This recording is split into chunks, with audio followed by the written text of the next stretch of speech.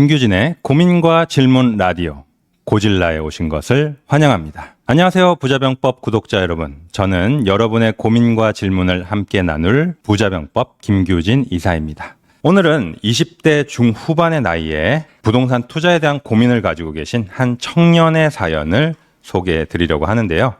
자, 아직 젊은 나이에 무려 6채의 부동산을 소유하고 계신 한 청년의 사연입니다. 이 사연은 네이버 카페 박병찬의 부자병법 고민과 질문 게시판에 올려주신 사연인데요. 사연 올려주신 분의 동의를 받아서 여러분과 함께 내용을 공유해 보려고 합니다. 이분처럼 부동산에 대한 고민이 있으신 분들 네이버 카페 박병찬의 부자병법 고민과 질문 게시판 활용해 보시면 좋을 것 같고요. 아무래도 혼자 고민하는 것보다 여러 명의 의견을 들어보는 게 좋지 않을까요? 자, 카페 가입하셔서 많이 활용해 보시면 좋을 것 같습니다. 그럼 본격적으로 오늘 사연 한번 확인해 볼까요?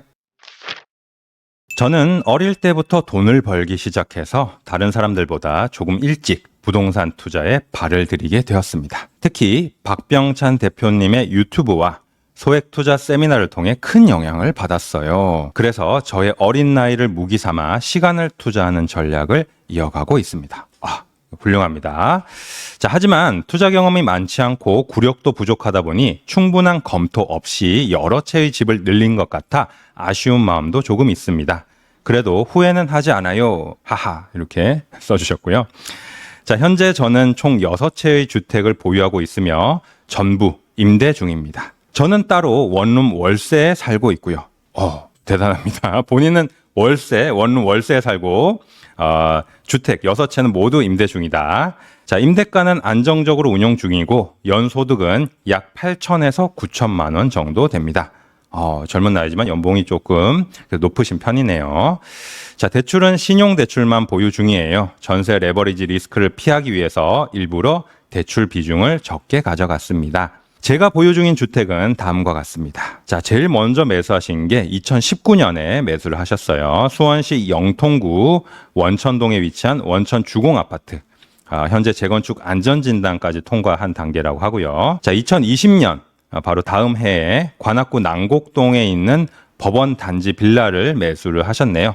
신속통합기획 추진 중이라고 하고요. 자, 그로부터 2년 뒤 2022년에 수원시 팔달구 우만 1동 빌라를 또 매수를 하십니다. 여기도 이제 정비사업 동의서를 걷는 중이라고 하셨고요. 2023년 성남시 중원구 상대원 3구역 정비 예정구역이죠. 또 여기에 있는 빌라를 한 채 더 매수를 하십니다. 자, 그리고 올해 2024년 2채를 더 매수하셨는데 이 신대방동 대림 삼거리 역세권 활성화구역에 있는 빌라 한 채.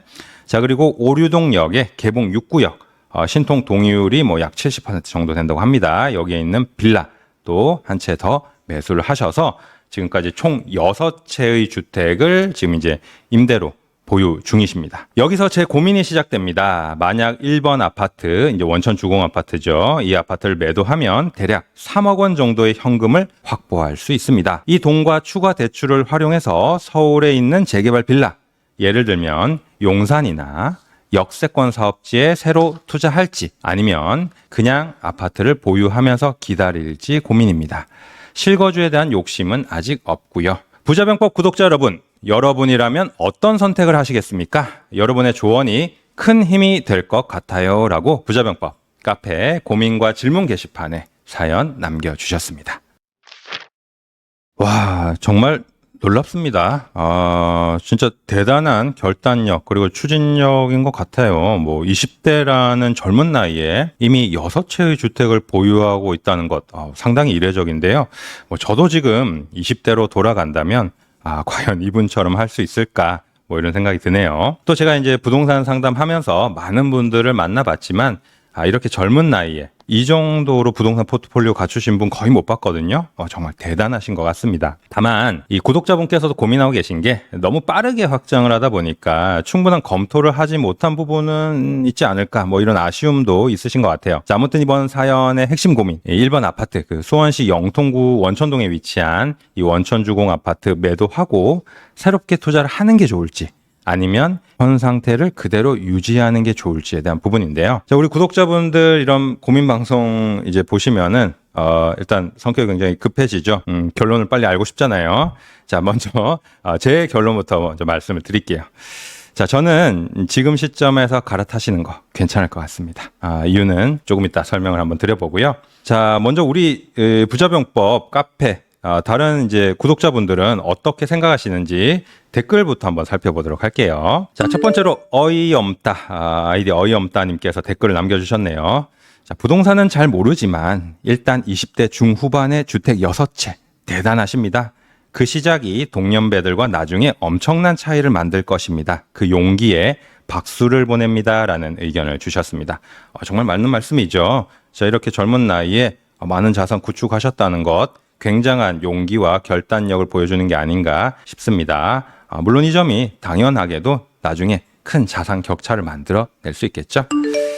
자, 다음으로 하늘님. 우와, 대박. 젊은 나이에 6채. 용기가 부럽습니다. 라고 하셨네요. 역시 이제 용기에 대한 찬사를 보내고 계신데 사실 이게 진짜 용기 없이는 할 수 없는 일이죠. 저도 이런 생각이 들어요. 부동산 투자에 있어서 나이가 많으냐 적으냐 이거 그렇게 중요하지 않다는 생각 듭니다. 사실 40대 50대에 어느 정도 자산을 형성하신 분들도 용기가 없어서 못 하시는 분들 저는 많이 봤거든요. 자, 그런 분들이 저희 이제 박병찬의 부자병법 뒤늦게 찾아오셔가지고 항상 하시는 이 단골 멘트가 있죠. 단골 멘트. 제가 좀 더 일찍 부자병법을 알았더라면 좋았을 텐데. 이런 말씀 많이 하시거든요. 자, 그래서 젊은 나이에 이렇게 용기를 내셨다는 거 저도 굉장히 부럽습니다. 자, 9일맘 님도 비슷한 맥락입니다. 와, 일찍이 한 채씩 구입하려면 엄청 절약하셨겠어요. 멋지네요. 라고 칭찬해 주셨습니다. 이분 같은 경우는 지금도 절약을 이어가고 계십니다. 집이 6채지만 거주는 원룸에서 월세로 거주를 하고 계시단 말이죠. 아직 결혼을 안 하신 것 같은데 대단한 정신력인 것 같습니다. 사실은 자, 이 사연을 이제 저희 회사 다른 젊은 직원들과도 공유를 하면서 의견을 들었는데, 자, 20대에 이럴 수 있느냐 믿기지가 않는다. 나 같으면 플렉스 하느라 정신이 없을 것 같은데, 자, 본인은 원룸 월세에 살면서 이렇게 투자하셨다는 거 다른 젊은 직원분들도 믿기지가 않는다 이런 반응이셨거든요. 자, 다음으로 도진님. 좀 더 구체적인 투자 전략에 대한 의견을 주셨습니다. 이분은 이제 좀 더 이성적으로 전략까지 추천을 해주셨는데, 저도 같은 20대고 재개발 투자를 하고 있지만 사연자님의 자산 규모는 못 따라가겠네요. 부럽습니다. 이분은 같은 20대 투자를 또 하고 계시고 굉장히 공감대가 많이 형성되시는 것 같은데, 자, 이분은 아예 그냥 전략을 또 추천을 주셨어요. 우선 아파트를 매도하고 추가 자금을 투입해서 서울 핵심지 재개발 선점 투자를 하셨으면 좋겠다는 의견을 드립니다. 자, 부동산은 결국 입지에서 시작해서 입지로 끝납니다. 정비 사업이 진행될수록 입지가 가지는 힘은 더 커지고 앞으로도 더 강한 양극화 시대에 더욱 빛을 발할 거예요. 지금 포트폴리오도 훌륭하지만 서울 핵심 지역도 이번 기회에 한번 노려보세요. 라고 조언을 해주셨습니다. 그렇죠. 자, 이분이 이제 보유하고 계신 주택이 많은데, 자, 이제 서울의 어떤 핵심 지역, 이런 지역에 물건이 없다. 그래서 이제 그런 입지 좋은 곳에 한번 투자를 해보시는 게 어떻겠느냐 하는 또 의견을 주셨네요. 저도 이 의견에는 크게 동의를 하는 바이네요. 자, 그리고 얼음벌레님, 왔따라 20대에 헐 존경합니다. 라고 짧지만 강렬한 댓글을 남겨주셨습니다. 자, 네, 이렇게 다양한 의견들 댓글로 남겨주셨습니다. 댓글 반응, 주로 구독자분의 어떤 용기를 칭찬하는 또 결단력을 또 칭찬하는 내용들이 많이 있었죠. 자, 이렇게 부자병법 네이버 카페에 오시면 고민과 질문 게시판 활용하실 수 있고요. 또 다른 유익한 정보들 많이 있으니까요. 자, 많이들 들러주시고요. 자, 그럼 이제 제 의견을 좀 드려봐야겠죠. 자, 저는 앞서도 말씀드렸지만 갈아타기 추천을 드렸습니다. 이게 이제 결국 본인의 투자 철학과 장기적인 목표에 따라서 결정을 하셔야겠지만 저라면 한 번쯤 갈아타기 고민을 해볼 것 같습니다. 자, 좀 더 자세하게 한번 살펴보도록 하죠. 자, 지도를 한번 보겠습니다. 자, 이분이 보유하고 계신 아파트, 자, 원천 주공 아파트입니다. 원천 주공 아파트. 자, 아파트가 위치해 있는 곳 이렇게 크게 지도를 조금 보면 네. 자, 요 위쪽으로 아주대학교가 있죠. 수원에 있는 아주대학교, 그리고 그 앞에 아주대학교 병원이 있고요. 자, 그 아주대학교 병원 바로 앞에 위치한 원천주공 아파트입니다. 지금 이제 그 38년이 차가 된 굉장히 오래된 아파트예요. 아주대학교 앞에 있는 아주 오래된 아파트네요. 죄송합니다. 자, 앞에서 네. 앞에서 빨리 진행하라고 난리가 났습니다. 네.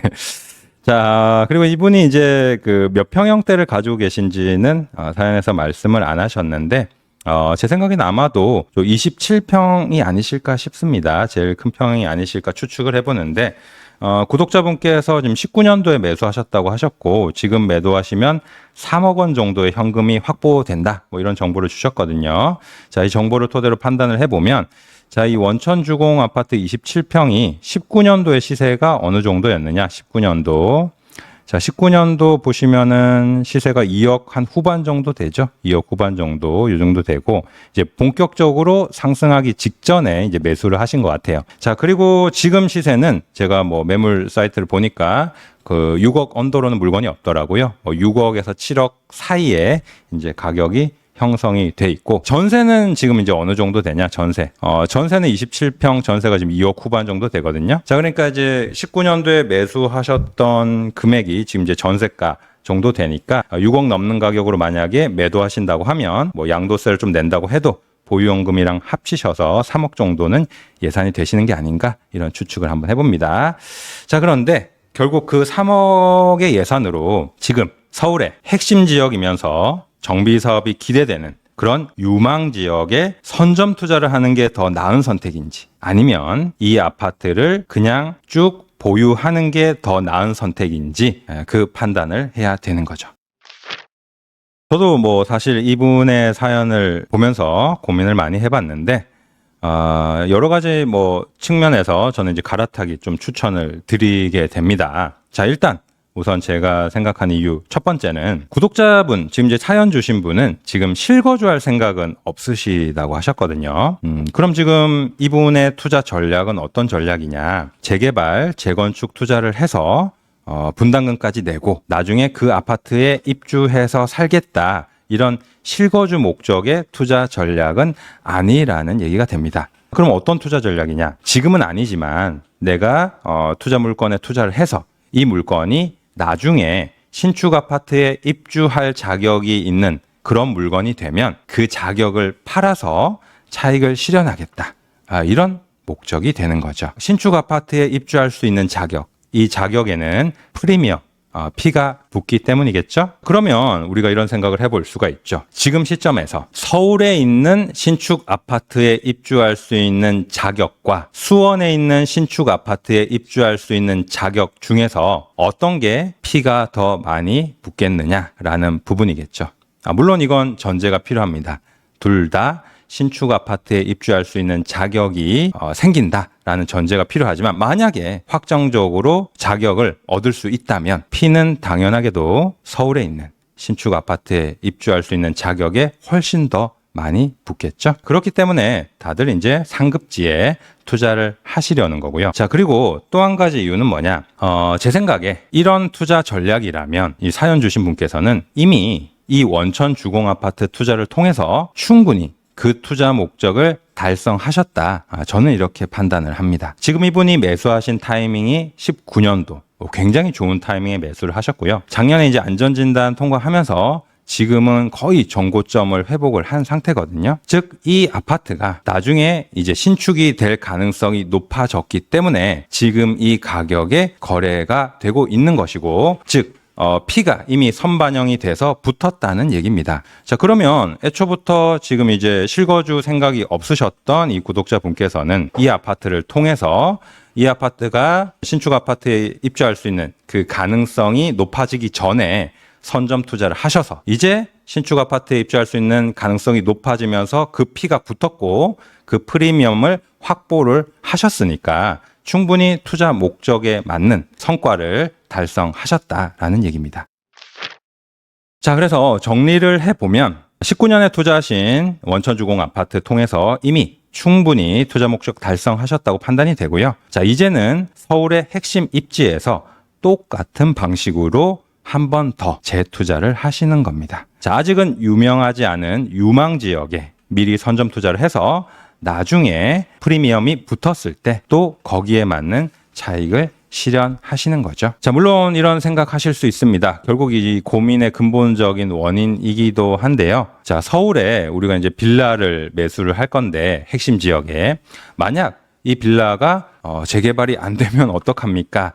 이런 고민을 하시겠죠. 어떻게 보면 이 고민에 또 근본적인 고민을 하게 만드는 이유 중에 하나가 될 텐데, 자, 하지만 최근 저희 부자병법에서 많이 말씀을 드린 것처럼 현재 서울 빌라 시장의 공급 현황이나 또 정부와 서울시의 정책 방향을 생각을 해보면 그 부분은 너무 걱정하지 않으셔도 될 것 같습니다. 특히 또 사연 보내주신 구독자분은 이미 빌라를 또 5채나 보유를 하고 계시죠.